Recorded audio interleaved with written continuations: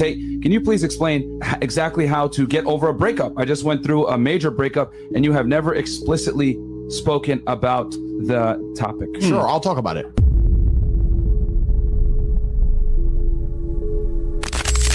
It's actually very interesting, the masculine experience, because I like to believe that most men on the planet have lived a semi-similar timeline. All of us as men experience a very similar human paradigm, and that is that most men are born and you're not important, and then you go to school and you fall in love with some girl in school and she fucks someone else, and then you realize that all the 19-year-olds you want when you're 19 are with older dudes because they have cars or whatever, and you go through this experience of getting your heart broken and losing your girlfriend, etc., and many men latch on to some average bitch or accept they're gonna have their heart broken forever, but some men decide to become so big and important and strong and irreplaceable that they never have to suffer heartbreak again. Because every man deals with heartbreak and deals with sadness, but how you use that energy is the differentiator between humans, right?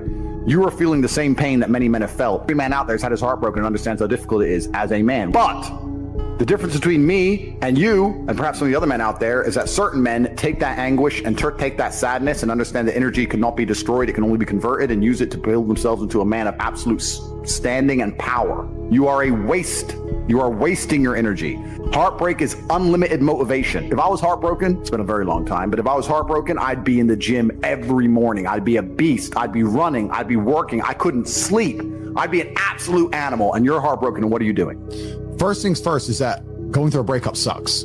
And every single man out here, no matter what they say, understands how bad it is to go through a breakup and understands what heartbreak's like. It's difficult. It's not easy. I'd actually like to argue that men feel more heartbroken than women. I think that's facts. I think it's true. And I think it's because one of the possessive element that we have, the idea of her being with someone else hurts more than the idea of you being with someone else to her. And secondly, because you have a lot less options than she has instantly. So I think that breakups are worse for men than they are for women. And I understand how difficult and hard they can be. However, unfortunately, the unfortunate reality is that chasing her and being dedicated to her and saying you're going to do whatever she wants, etc., is very unlikely to work. I've lost women who I didn't want to lose, but I let them go. I didn't beg for them back. I didn't cry about it. I just let them leave. I handled it like a man. And the truth is, as a man, a woman doesn't even have to like you. She doesn't even have to love you, but if she respects you, she's always going to be around. And this is why if I love a woman with all my heart and she goes, I want to leave, the first thing I'm going to say is, fucking pack. Because if I say anything else, she's not going to respect me. Oh, please stay. I'll say, look, I don't want you to leave. I would like you to stay, but if you're going to talk shit and threaten me, you get the fuck out of my house. Like I've had women leave me, but I've never had a woman not respect me. And that's why I can hit up any ex I've ever had. And I know them because they respect me on a base level. So why do they respect me? Because I respect myself. So I will never sacrifice my self-respect. There's so many men who are in bad situations with women because the cowardice is they are afraid to lose her. Trump says it in his book, The Art of the Deal. If you're not prepared to walk away from the table, you cannot negotiate. And that is absolutely true in a relationship. If you are not prepared to get rid of her, then what are you negotiating? If you're not prepared to say, sorry, that's the red line, goodbye, then you don't have a negotiating position. Mm-hmm. You don't have one because you'll just say, no, forever, and you'll just stay forever. There has to be a line you will not allow to be crossed. There has to be, right? And so many men are so scared of losing the girl, but if you refuse, men message me all the time, I need my girl to listen to me, I need my girl to have sex with me, but I don't want to split up with her. You already lost. I was like, bro, if you're telling me there's no scenario in which you will leave her, I can't help you. And if you're a real man about it, because I have people message me all the time and they go, oh yeah, but it's easy for you, Tate, you don't care. I say, no, incorrect. I will tell you right now on this podcast, I have walked away from women I loved with all my heart and women I missed for months, but I never fucking told them and I never text them and I just fucking was a man about it. Right. Being a man about things isn't not feeling things. It's feeling things and still acting like a man. I've had women who wouldn't comply with X demand. I told them to get the fuck out. They called my bluff and they got the fuck out, and I missed their ass badly, and I still, as a man, ignored it. In fact, you know what's funny? One of them bitches, after 2.5 years, messaged me on Instagram yesterday. And I read her message and left it on read. Oh, man! What do we teach you niggas on this show? Yesterday was a good, I remember I read it, and she was sitting there, and she was online waiting for me to reply, and I was like, no. The ultimate victory. But when that girl left, it was a good 2 or 3 months I missed her. I wasn't crying missing her, but like, you miss her, right? But I never text her. Being a man about things is not feeling things. It's being a man about it. Be a man about it. If she's not going to be the woman you need her to be, she has to go. And you just got to be a man about it and not be a fucking punk. You know why God made your girl leave you? Because he wanted to show you that you ain't shit. And that your little dumb parties with Instagram hoes and whatever else you're doing means nothing. He wanted to show you that you are human and you're fallible and that you're very replaceable. So he decided to make you fall in love with the girl, and he decided to make her leave you to show you that you are a dickhead.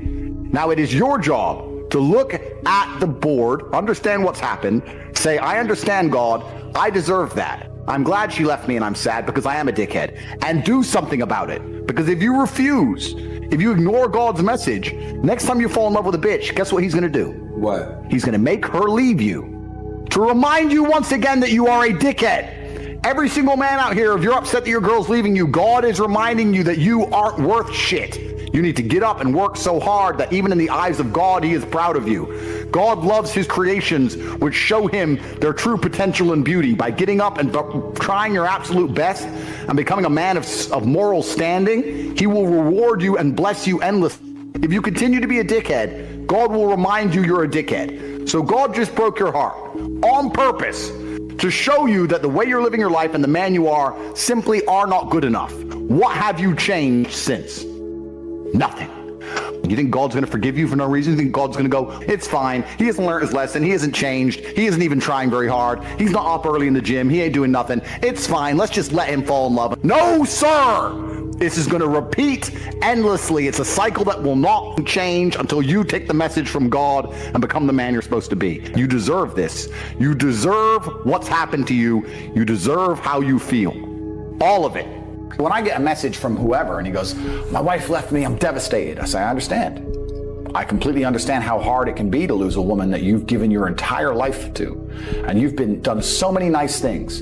And then because of one thing you did, her innate and absolutely insane level of ungratefulness has turned her bitter, and she now talks to you like she hates you over one thing you've done after thousands of efforts showing how dedicated you are to her. And even now that you're prepared to die for her, she doesn't give a shit about you. I understand that pain.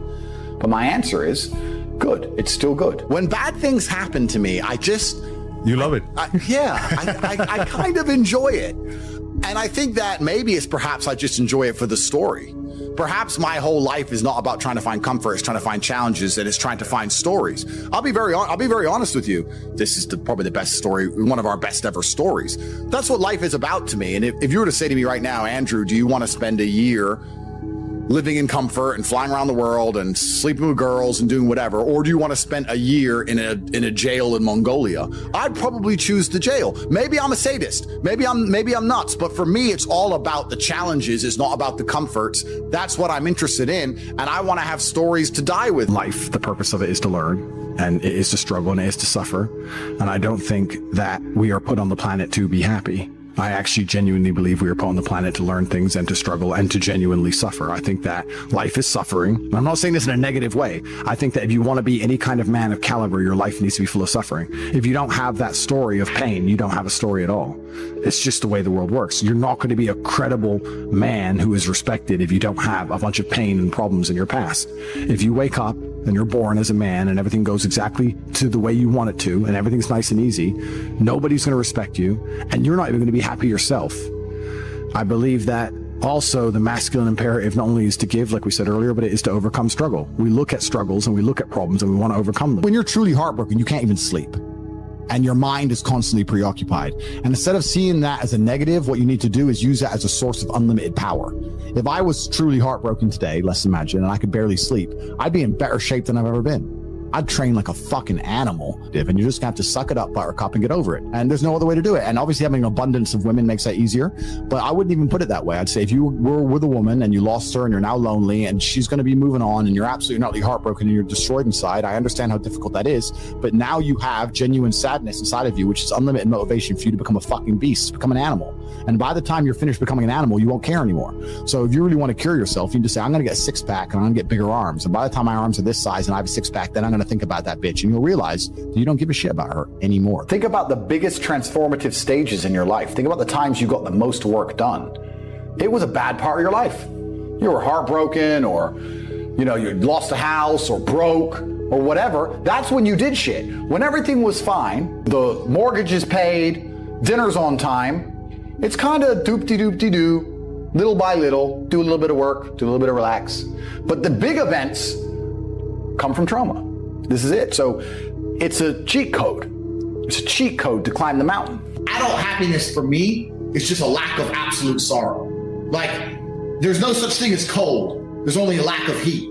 Scientifically, cold doesn't exist. Heat exists, and a lack of heat creates cold. Well, I think it's the same thing with happiness. There's no such thing as happiness. There's just a lack of sorrow. If I'm not grief-stricken, if I'm not sitting here and I'm really devastated, if my family members haven't died, if I'm not bawling my eyes out, if I'm not really struggling, then I'm a happy person because I'm not completely sorrow-filled. But I think a lot of people are somewhere in the middle, and they think because they're not at that giddy, childish happiness, there's something wrong with them. No grown-up adult is supposed to live at the fucking absolute peak of life's great, I'm happy. No one's supposed to live that way, and we're told we're supposed to live that way, and that if you ever feel a little bit sad, there's something wrong with you. That's not true. We're human beings.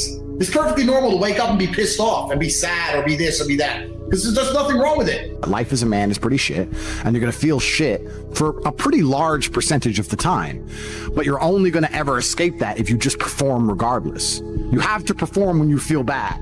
As a man, you can't say, I will perform when I feel good. It doesn't work that way because our heads are too complicated and life's too complicated. There's too much on our shoulders and we have too much stress and too much pressure.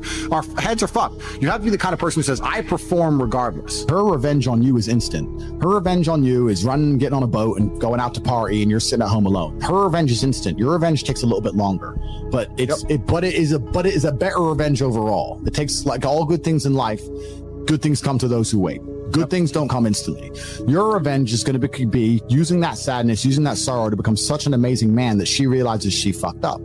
Every single one of my exes realizes they fucked up. There's not a single person who's close to me whose life would be better if I wasn't in it. Every single one of my exes looks and goes, I wish I had top G still now. I just text my boyfriend my problems. He can't fix them, but Andrew fucking good. I'm sitting here on economy, takes on his jet. I fucked up. And so if you get to take that sadness and sorrow and truly become the man that you know you can become, then your victory comes. It's maybe a little bit delayed, but it's certainly and utterly is coming, and you should be excited by that. You need to look that there'll be a day where she regrets the decision she made. There'll be a day where she understands that she fucked up and her life would have been better if she kept me. And I'm going to prove it to her. If you were to find the best men on the planet, I guarantee they've been through a bunch of terrible things. And if you listen to podcasts from any of the most interesting people on the planet, usually they've had hard, terrible lives. And you can use that trauma to become a better person, or you can let that trauma consume you and destroy you. But I thank God for all of it, because it gave me endless power to become the person I am. If you're truly angry or truly unhappy, then you can't sleep. And if you can't sleep, then you get twice as many hours as everybody else. The difference is, as a man, you must build yourself into a man of credibility, which means to build yourself into a man of standing, we all start in a fairly similar position. I became me through tedious, arduous, difficult, never-ending work. You are wasting your time. When I was 20, me and my girlfriend broke up. I was with her for 4 years. I couldn't sleep. And this is before social media. You couldn't just chase a bitch. That was it. She's gone now. She moved. I didn't know where she lived. That was it. And I couldn't sleep. Now, it wasn't like I was crying my eyes out, but I couldn't sleep. Need something else to do. So I thought, fuck, I'll hit the gym at 6 a.m., hit the gym at 3 p.m., gym at 8 p.m. I had nothing else to do but fight. So I took all that trauma, all that heartbreak, and I molded it into becoming a world level combatant. Right? What did we talk earlier about how trauma can mold you? How trauma can be a fantastic thing. Heartbreak, sadness, these are all fantastic motivators. I'm telling you why they're a fantastic motivator. You go to a guy who's heartbroken, he has all the motivation in the world to send 300 text messages. He has the motivation, he's putting it in the wrong place. That's 300 cold emails you could be sending to someone to pitch a business. That's a lot of money you could have made. Life's going to hurt you, and how you use that pain is completely and utterly up to you. You can use that pain to galvanize yourself as a man and become a better man you've ever been. I'm not saying that I'm only successful because of some chick. I'm saying that every single time that I was heartbroken, I never wasted a second. I was never wallowing. I said this, like, anybody who tries to get revenge on a woman. Oh, on a woman. way. That's incel energy. That's a wrong way of looking at it. The only revenge you can get on a woman who breaks your heart is success. Success is the best revenge. Just level up slowly, and when she messages you, you got two choices. You can either say, sorry, baby, you're not my type anymore. Boom, you win. What made you realize a girl wasn't the one? I don't think I've ever had that realization. However, you do realize on some level everyone's replaceable. No matter how in love you are with a woman and you break up with them and you feel like you'll never get over them, yeah, you will. You know you will. And you'll find someone else who's quite different but has things you like more than you liked the one before. If a woman decides to stick by you with your absolute instruction and command, then she believes in your leadership. You have shown and demonstrated enough capability, perspicacity, indefatigability for her to sit at home and think, I want to follow this man wherever he is leading me. If she leaves you because you are not bending or breaking to her will, because it is an absolute monarchy that you own, that she is living within, then you're going to find yourself very, very lonely. So a great way to measure your capability as a man is to wake up and say, this is the life I want to live, this is how I'm going to live it, this is what I'm going to do, and see who's sticking around beside you afterwards. See which women are still there for you when you make it very clear how you intend to live your life. And this is the beauty of life as a man. There's nothing better than blaming yourself for absolutely everything that's ever happened to you, waking up and realizing it was all your fault and you're the only one who can fix it. This is so applicable to nearly any problem in your life. 99.9% of girl problems are your fault. It's not women are crazy because you haven't done anything which is important or difficult enough to garner her respect. All of the women problems are your own fault, and you should blame yourself completely.